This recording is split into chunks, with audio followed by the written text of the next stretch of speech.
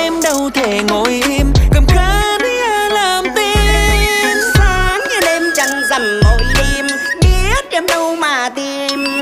Ai chót thương em đâu thể ngồi im, cầm khăn đi ai làm tin. Ăn một miếng trầu, ăn một miếng trầu, ăn vào cho đỏ môi mình môi ta.